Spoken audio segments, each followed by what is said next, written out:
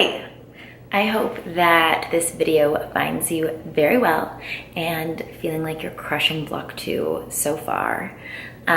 This video was supposed to be out to you last weekend and I'm so sorry. It's actually my second time recording it because some shit happened with the original. But as much as I was frustrated at first, I'm actually really glad that I'm getting a second opportunity to do this because I feel as though I'm definitely refreshed and refocused on the topic that I want to discuss with you guys today. So as you know, we started our first ever TFGG book club. So the game plan for book club is roughly, we're gonna try to pick a book every block and then slowly work our way through it every block, so every 2 weeks. And then next block we'll pick a new book, and I want you guys to kind of have input into the next books that we use. There is a specific reason behind the 2 books that I put as options for this block, and I want to talk to you guys about them because I feel like maybe you think that I picked them arbitrarily, or you think like, oh, she loves Hannah Bronfman, like would pick her book. But no, I picked Hannah Bronfman's book, Do What Feels Good, and Aubrey Marcus's book, Own the Day, for very specific reasons. And it's because I think that some of the most unsexy things in the world to talk about are habits and routines. I don't know about you, but when I was younger, maybe high school, I don't know, even younger than that, who knows? When my mom would talk to me about having bad habits or establishing better routines for myself, it's like there is nothing that would make my brain turn off faster and think like, fuck off, mom, you're so old. And obviously, I feel very sorry for the entire teenage years that I had to put my mother through. She is an angel. But it's true. It's like sometimes when people talk to us about that stuff, it's just so easy to turn it off and to tune it out. But if there's anything that this past year specifically has taught me, it's that the better that I get with my routines and the better that I can commit to creating positive habits, there is literally no end to what I'm capable of and to the impact that it can have on my life. I feel like we often think about making a change in life as this huge step that we're gonna take. We're gonna lose 40 pounds. We're gonna go on a keto diet. We're going to never drink another sip of alcohol again. We think that these drastic things and these big goals are what's gonna set us up for success and change everything about our lives. And there's nothing wrong with setting big goals. You know that I'm a fan of that. But I actually want to argue that it's doing the little things every single day repetitively that is what has the greatest impact on our lives as a whole. So I want to give you guys a little context into my life and why this is impacting me and why I care so much. And then you can understand a little bit about where I'm coming from.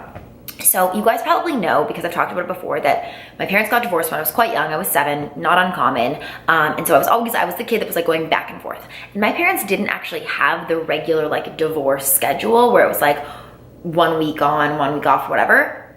My parents came up with a schedule in their divorce contract that was 2 days, 2 days, 3 days. I'm not kidding. So Monday, Tuesday with one parent. How did this work? Fuck, this is a long time ago. Monday, Tuesday with one. Wednesday, Thursday with the other, Friday, Saturday, Sunday with the other. So I, from a very young age, never really had the chance to establish a pattern and establish a habit because I felt like every 2 days I was very literally packing up my shit and going to the other parent's house. And this isn't like traumatizing. I'm not trying to paint you some sob story. I know that the majority of people's parents are divorced. But I do think that it kind of set me up from a young age to never feel like I had a routine that I could rely on a day-to-day basis. And actually having this uncertainty led to some weird things in my childhood for me. This is stuff I actually didn't plan on talking about this in this chat, but I had something that my parents referred to as potty problems. Fuck, this is so weird. I've never talked about this on social media or anywhere, so it's just a weird thing that I was so ashamed of for so long. So I never wet the bed as a kid. I mean, as a really little kid, I guess I did. But when I would switch houses to my dad's house, I would literally be so petrified of potentially wetting the bed that I wouldn't be able to sleep, and I would spend the entire night getting up and going to try to pee. Like, I wasn't actually going to the bathroom, but I was trying to go pee every like 5 to 10 minutes so that I could fall asleep. I don't know if this is common. If anyone who's watching this is a psychologist and this is like very common childhood behavior, please let me know.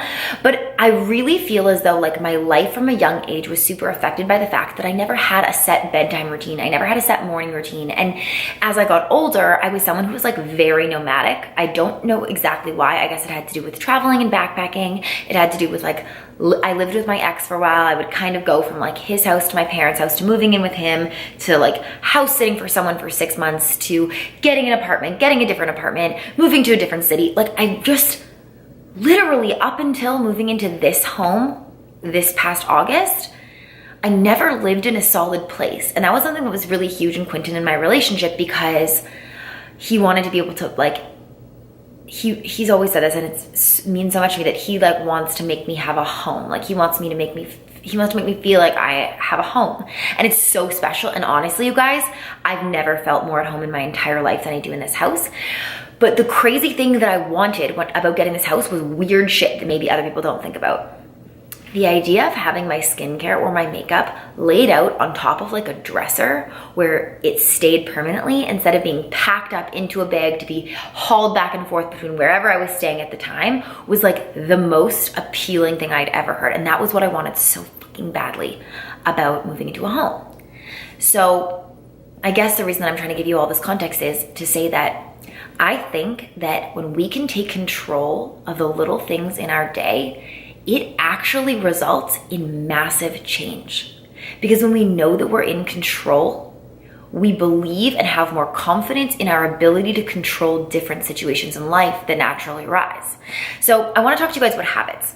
I think that the problem in our society is that we often don't take responsibility for creating bad habits that inevitably lead us to not succeeding what we want and what we desire, right? So for instance, a really easy one is, say someone is significantly overweight and they don't feel healthy, they don't feel good in their body, they don't move well, and they continuously are setting massive weight loss goals. Like, okay, I want to lose 50 pounds, I want to lose 60 pounds, whatever it is, I'm going to do this big diet, that big change, whatever. I think that a lot of the times it's actually not about making drastic changes. It's about recognizing that our habit of getting super, super stressed out during the day, maybe not eating at all during the day and coming home and binging the whole kitchen and then mindlessly watching a TV show to forget about the day and eating the whole time and going and going and going. We don't realize that we're like, it's those habits that have been so integrated into our lives are really having a negative effect on our life in a huge way. And maybe it's just slowly eliminating that habit. Maybe it's putting in place a habit like having a breakfast and having a lunch that fuels us and gives us energy so that when we come home, we don't crash and burn in the kitchen. And it actually makes our workday more manageable because we have energy and fuel to deal with like the shitty situations that sometimes arise. Do you know what I mean? Is that kind of clicking? Another thing that I think is really big is maybe you're someone who seriously deals with the comparison game. And we're about to get into a live chat this week because I know this is something you guys have said you really want to talk about and are really struggling with. But maybe you're someone who feels constantly as though other people are ahead of you in certain areas of life, maybe in their career, maybe in the amount of money they're making, maybe in their relationships. Maybe you feel like all of the people around you are somehow ahead and you're somehow behind. Well, if you're waking up every single day and the first thing that you're doing is grabbing your phone for Instagram and scrolling and scrolling and scrolling, you're going to be so fixated on other people's lives and what they're doing and how beautiful and edited and fucking Visco filter A5 everything else is. It's immediately going to make you feel behind. It's going to make you feel like your life is less curated and less beautiful because it is, because what you're looking at is fake and is the best parts of somebody else's life right off the hop. It's the first thing that you're showing yourself and you're taking in the day. And I used to use this excuse. I used to say, I have to scroll Instagram first thing in the morning because I'm shitty at waking up and looking at the screen and reading a caption will help me wake up. I'm not kidding. I actually used that argument for a really long time. I would wake up and scroll, and I wouldn't wake up and scroll and like hate my life and think everyone else's life was better than mine consciously, but it does make a subconscious impact on the fact that I'm not waking up and thinking about, I'm gonna make the most of this day. I'm gonna achieve some fucking awesome shit in this day. I'm thinking, wow, that girl's trip to Thailand looks amazing where she swam with pigs in a blue ocean. Do you know what I mean? And I wasn't thinking like, I hate my life, but like these little things that we do sometimes so subconsciously makes a huge impact. And I think with these two books, the reason that I chose these two books is because they teach you how to set yourself up for success by doing the simple, small things that we often overlook. So I've read a little bit of each of them. I'm devoting myself to Own the Day for right now because it's something I've wanted to read for so long, but I got some really great things out of Do It Feels Good too. And literally Aubrey Marcus, his first three things are starting off your day with movement, with water, and with light. How simple are those things? Really fucking simple. And I'll be honest, I was telling them to Quentin last night and he goes, that's so easy. I'm imitating him badly, but that's so everybody knows that. Like I do that already. And it's like, but maybe we do know it, but are we doing it? And I think that's the thing when it comes to habits that lead to success and creating systems for ourselves that are put in place, is that it forces us to take the knowledge that we know actually would make our lives better and would have a positive impact and actually put it into place. And what I want for what I want for us, this block, all of us, you guys, me, is to start becoming more aware of our habits and to start thinking about what things are serving me and what things are adding to my success, like getting in the car and going to the gym, even when you don't feel like it. Maybe you're doing that and maybe you have that down and that's amazing. But maybe one of the habits you also have is every time you get into the shower, you stare in the mirror and you look at your body and you say cruel, fucking awful, horrible things about yourself, about how disgusting you are. How is that habit serving you to live the life that you want to live and you have the potential to live? So to kind of sum this up, I just want to say that my big intention for these next 2 weeks is to really find what works for me in the morning and in the evening and to create a routine that I know I'm going to fall into almost every day. To try to do it every day. Maybe I won't be perfect every day. That's okay. But to try to set myself up a morning and an evening routine that makes me feel good. I want to start the day with an open mind and an open heart and feel excited about the day. I want to give myself hydration right off the hop. I want to set my alarm at the same time every day. I want to get into a routine. I want to make my bed because it gives me clarity in my life, as silly as that might sound. And I want to finish my day feeling grateful for everyone in my life and everything in my life and the opportunities that I had that day. And the fact that I get to go to bed and get rested and wake up and have another day. And I want to have a skincare routine that I actually get down. I haven't had a set skincare routine in a while and that makes me feel off.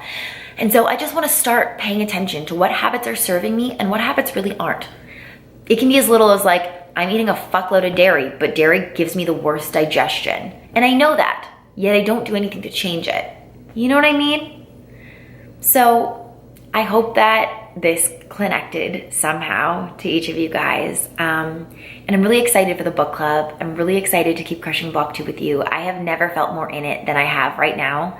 2.5 weeks into round 5. And I feel like we're really all part of a movement. And it feels really good to know that it's bigger than just one of us, This isn't just me, this isn't just you. This is a force of us trying to work toward better understanding ourselves and supporting each other as we do it. So, hope you guys have an amazing day, and I'll talk to you soon.